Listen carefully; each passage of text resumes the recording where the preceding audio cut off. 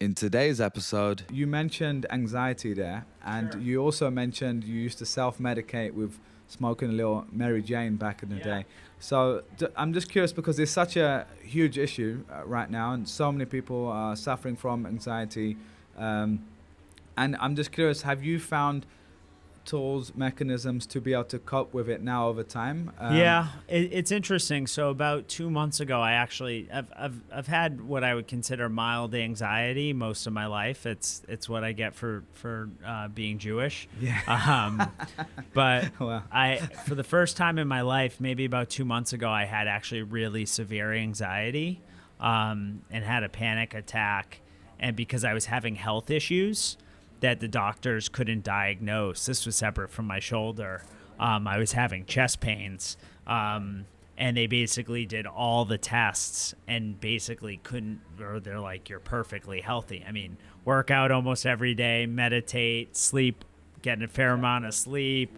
Like, But you can't. You still know that feeling's there, though, right? In the chest, the heaviness in the chest. Exactly. And that was giving me a lot of anxiety because I felt like there was something wrong with me. Yet all these doctors, and so it was the first time where it was like real severe anxiety, waking up in the middle of the night, like, not being able to go to bed for long periods of time, thinking that there's something physically wrong with me, and eventually. I had to look, and I did some work with Andrew, my philosopher, coach, whatever you want to call him, around this notion of death, because I think that was what was causing the anxiety, which was my fear of death.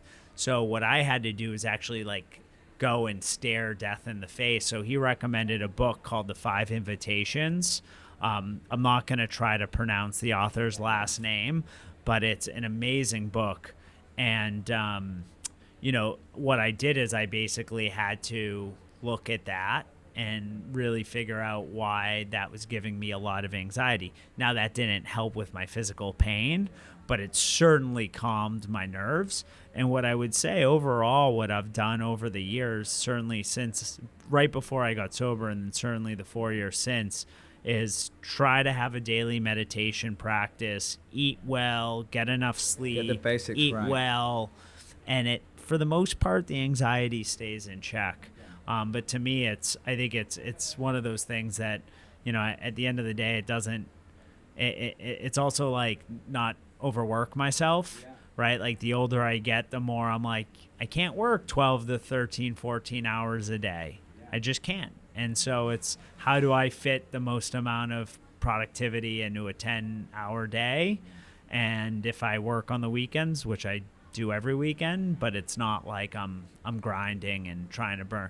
It's like, I guess the word that I'm trying to get at is balance. Yeah, that's the key. And so that's been, I think for me, that's what has helped with my anxiety. But the anxiety when it came to my health situation and death, I literally had to go and stare it in the face and change my perspective on it. Are you still scared of death?